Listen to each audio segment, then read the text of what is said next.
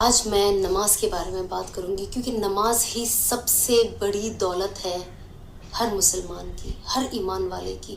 وہ کہتے ہیں نا کہ سر کے بنا دھڑ نہیں ہوتا، ایک جسم نہیں ہوتا، ویسے ہی نماز کے بنا کوئی مسلمان نہیں ہوتا۔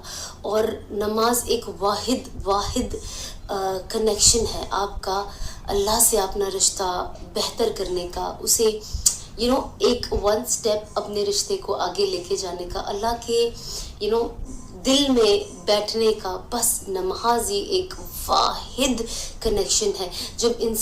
جب نماز پڑھتا ہے تو ظاہر سی بات ہے اپنا وہ پورا توکل اور اپنا پورا ذہن نماز میں ڈالتا ہے۔ جیسے اللہ اکبر کہتا ہے، وہ اپنی دنیا کی ہر چیز پیچھے چھوڑ دیتا ہے اور اب کہتا ہے اب میرا دھیان صرف اور صرف میرے اللہ کو، میرے بنانے والے کو، میرے خالق کو میں رکھتا ہوں، اور بس میں آپ کے آگے ہی جھکتا ہوں۔ تو آئی تھنک یہ سب سے پہلے ہمیں جب ہم وضو کریں تو ہمیں اپنے ذہن کو ریڈی کرنا ہے کہ ہم کیا کر رہے ہیں۔